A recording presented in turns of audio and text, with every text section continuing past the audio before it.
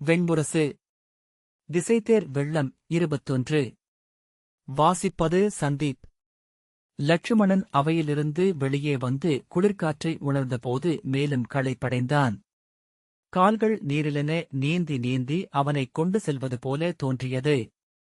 வெளியே அவனுக்காக காத்து நின்றிருந்த துருமசேனன் அருகணைந்து, களமுறுக்குதானே அடுத்த பணி, மூத்தவரே என்றான். லட்சுமணன் தலையசைத்தான்.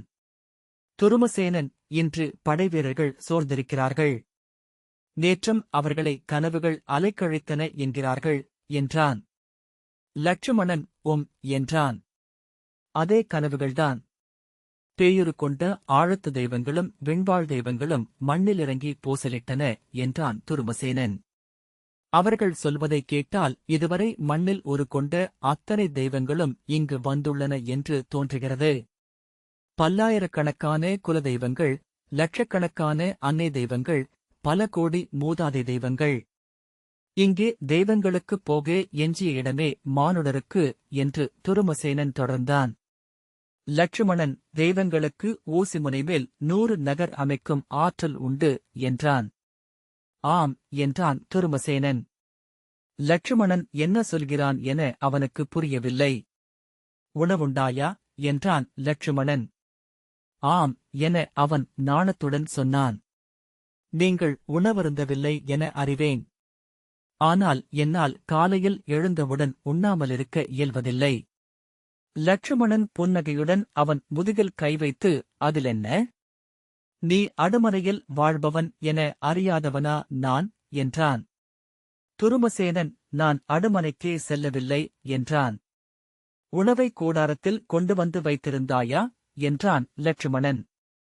எப்படி தெரியும் என்று துருமசேனன் கேட்டான். லட்சுமணன் புன்னகை செய்தான். துருமசேனன் குற்ற உணர்ச்சியுடன், ஆனால் நான் உங்களுக்கான உணவை கொண்டு வந்து வைத்துள்ளேன். சென்றதுமே நீங்கள் உண்ணலாம் என்றான். லட்சுமணன், நன்று என்றான். அவர்கள் படைகளின் நடுவே நடந்தார்கள். முந்தைய நாள் களம்பட்ட இளையோர் 85 பேர் வரிசையாக சிதைக்கு முன் அடுக்கிப் போடப்பட்டிருந்ததை அவன் பார்த்திருந்தான். அவர்களின் உடல்கள் சிதைந்திருந்தமையால் செந்நிற மரவொரியால் சுருட்டி உருளையாக வைக்கப்பட்டிருந்தனர். மலைப்பாறைகளால் உருட்டி சிதைக்கப்பட்டவர்கள் போலிருந்தன உடல்கள். மூத்தவரே என்றான் துருமசேனன். லட்சுமணன் சீற்றத்துடன், வாயை மூடு என்றான். ஆனால் அவனால் அந்த உளவியத்திலிருந்து மீளவே முடியவில்லை.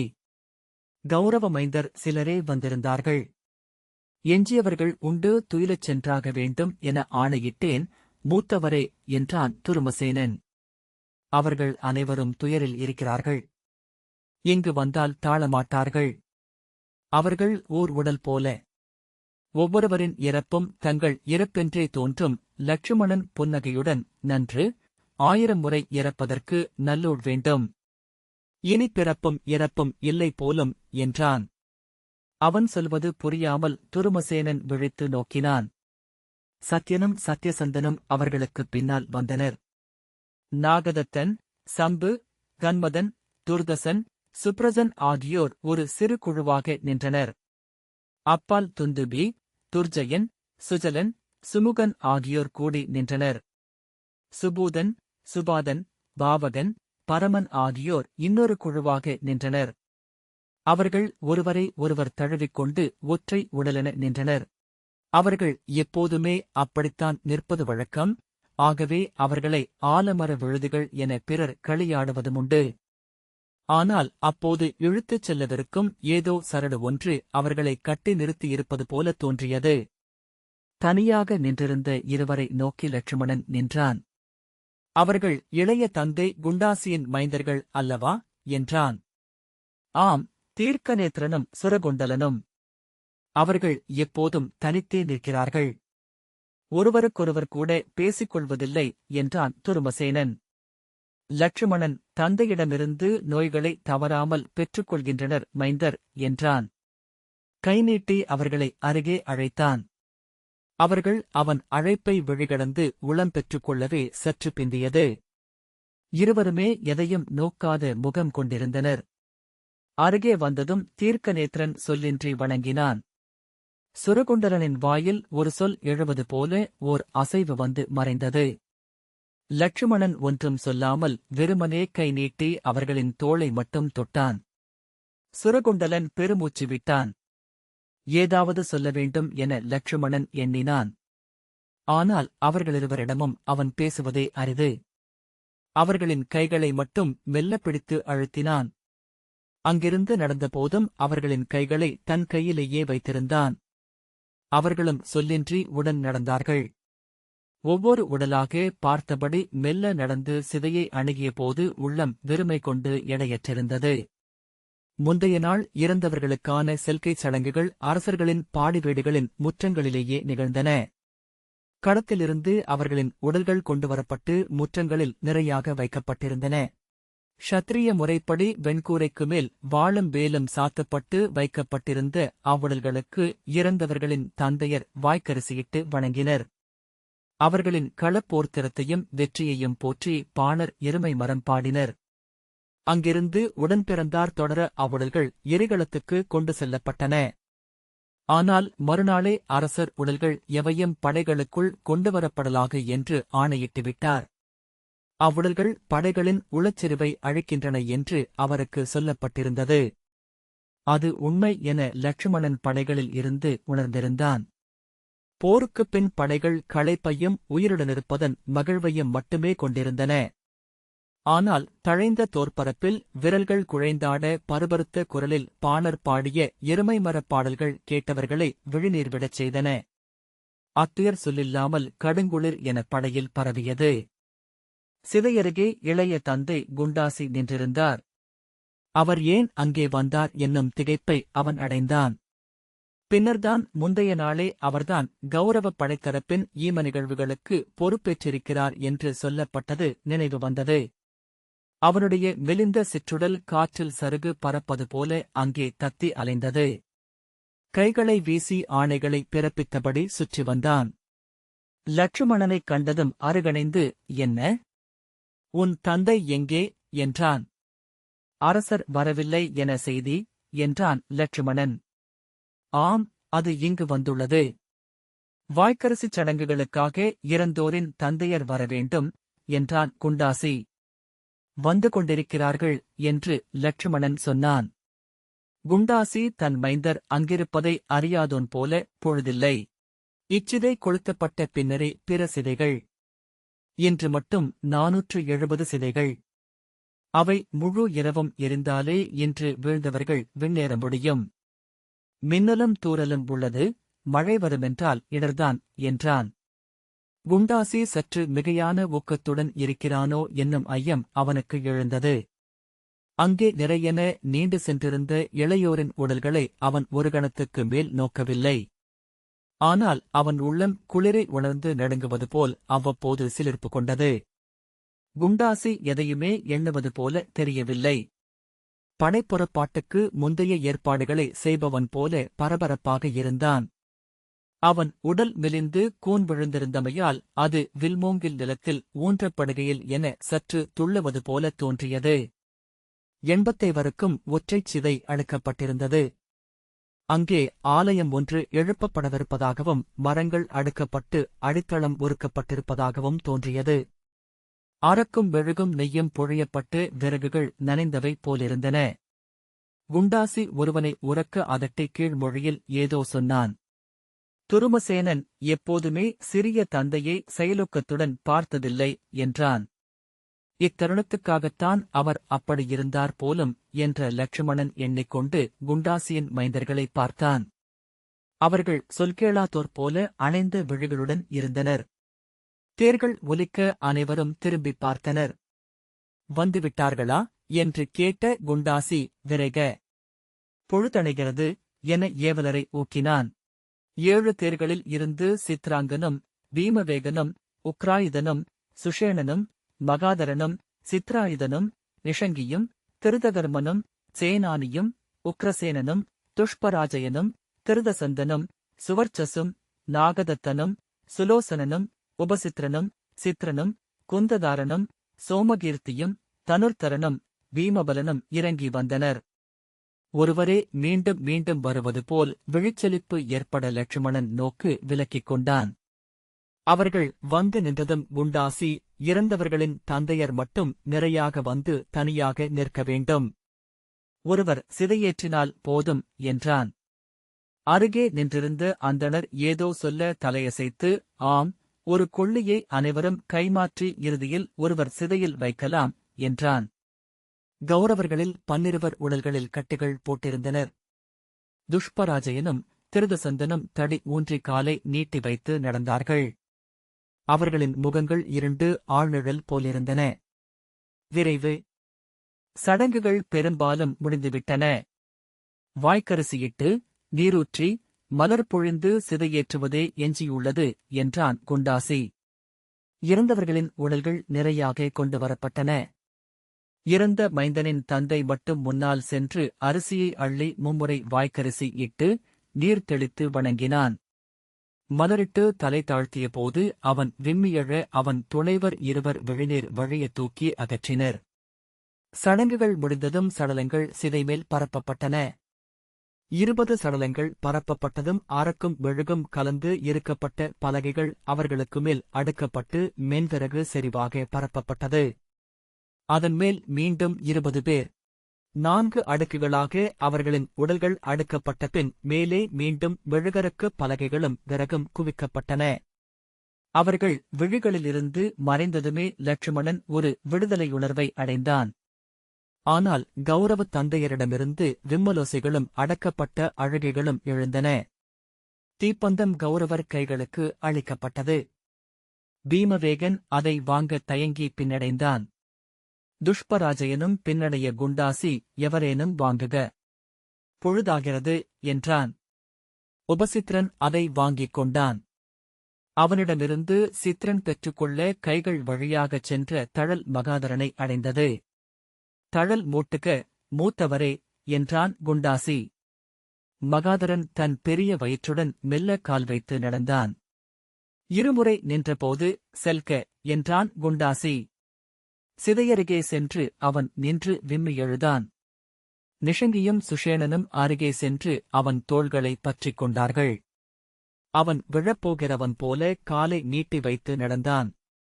சிதையருகே சென்றதும் எதிர்பாரா விசையுடன் பந்தத்தை வீசி எறிந்தான். சிதையின் அரக்கும் நெய்யும் கலந்த ஈரம் நீல நிறமாக பற்றிக் கொண்டது. 100,000 நாக்குகள் என நீண்டு எழுந்த தழலால் சிதை கவ்வப்பட்டது. வெடித்து நீலத்தழல் துப்பி நின்றறியலாயிற்று. குண்டாசி, திரும்பிச் செல்லலாம். இது களமென்பதனால் இனி நீராட்டு முதலிய சடங்குகள் ஏதுமில்லை என்றான். பின்னர் சாவு தொடர்ந்து வந்துவிடக்கூடும் என அஞ்ச வேண்டியதில்லை. அது எப்போதும் உடனுள்ளது என்று சொல்லி புன்னகைத்தான். ஒடுங்கிய முகமும் துரித்த விழிகளும் எழுந்த பற்களுமாக அச்சிரிப்பு அச்சுறுத்தியது. மகாதரன் ஏதோ சொல்ல வாயெடுக்க சித்ரன் அவன் தோளைத் தொட்டு தடுத்தான். கௌரவர்கள் கால்களை தள்ளித் தள்ளி வைத்து தேர்களை நோக்கி நடந்தார்கள். சடங்குகளை முடித்து தம்பியருடன் திரும்பி பாடி வீட்டுக்குச் செல்கையில் லட்சுமணன் எதையும் உணரவில்லை. அங்கிருந்து சென்றுவிட வேண்டும் என்று மட்டுமே அகம் தவித்தது. முற்றத்தில் சென்றமர்ந்து கைகளை கழுவிக் கொண்டதும் கள்ளும் ஊனுணவும் கொண்டு வரப்பட்டது. உணவை கையில் எடுத்த கணந்தான் உடலுக்குள்ளிருந்தென ஓர் அலை வந்து அவன் நெஞ்சை அறைந்தது.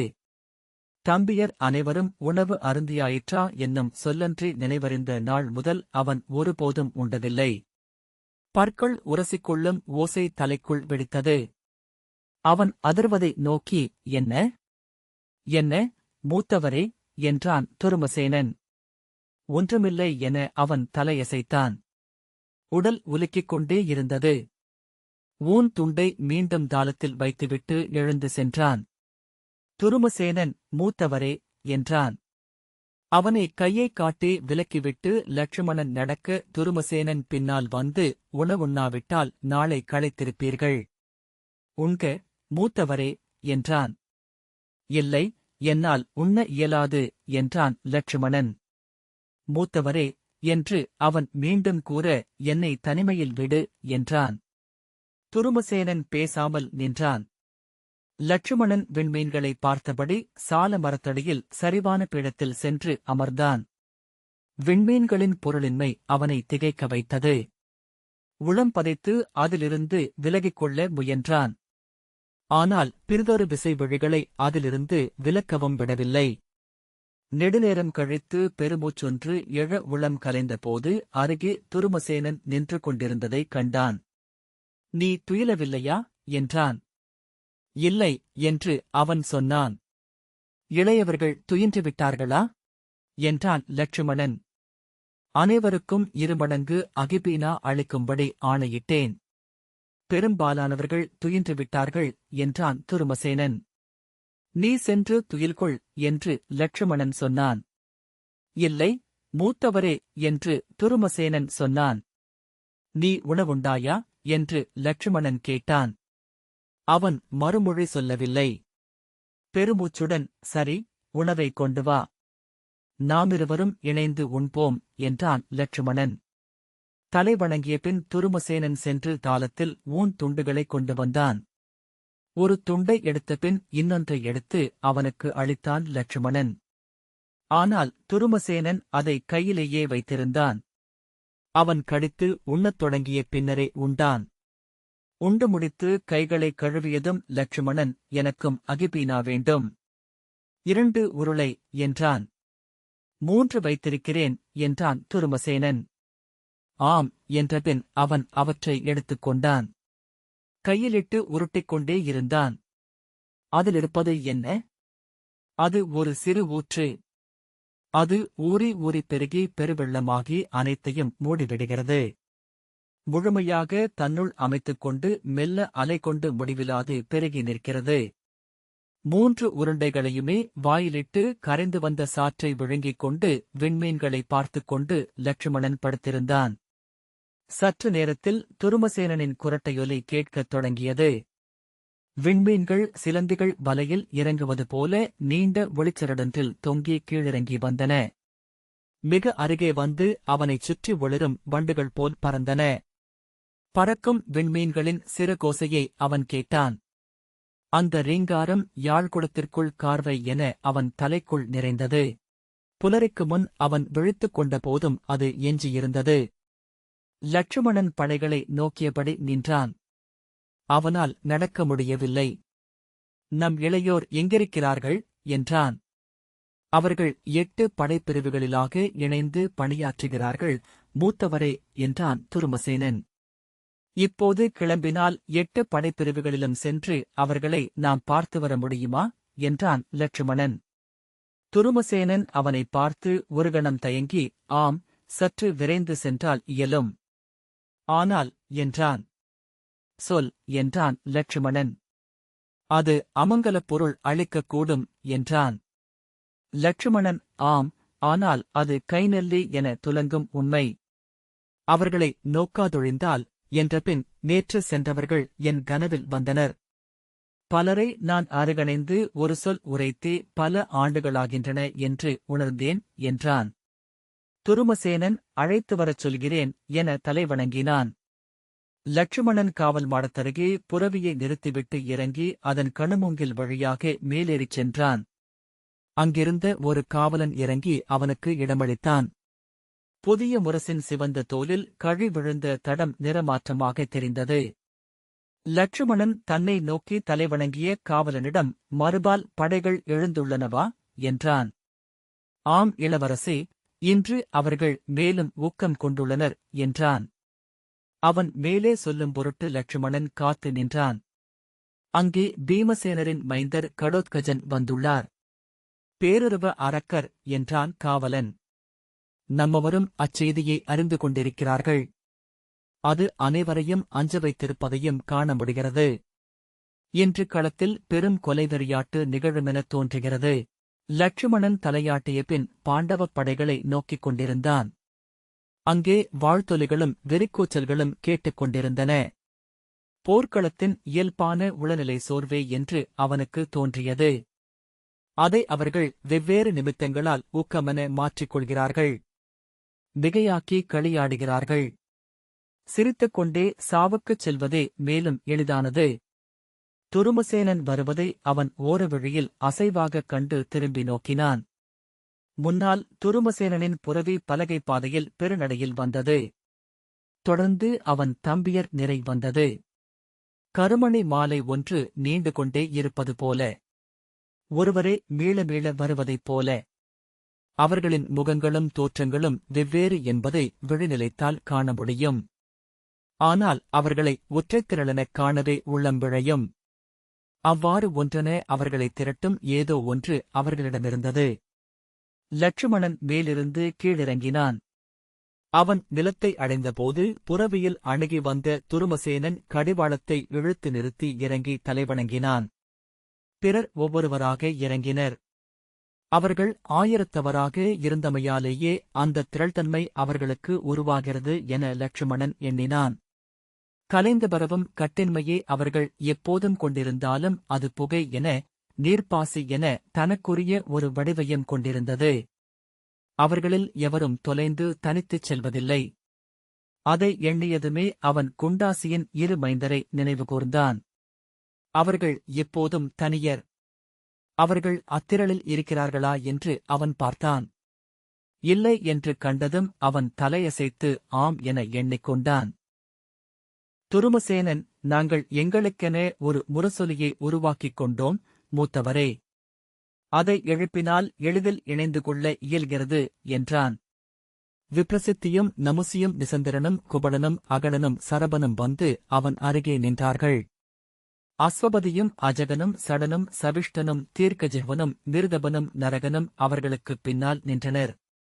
லட்சுமணன் அவ்வாறு அவர்களை வரச் சொன்னதை எண்ணி கூச்சமடைந்தான். அதில் மங்கலமின்மை இருந்தது. அதை அகம் உணர்ந்தது. நான் உங்களை பார்த்து சில நாட்களாகின்றது. நலமாக இருக்கிறீர்களா என்று அறிய விழைந்தேன் என்றான் லட்சுமணன்.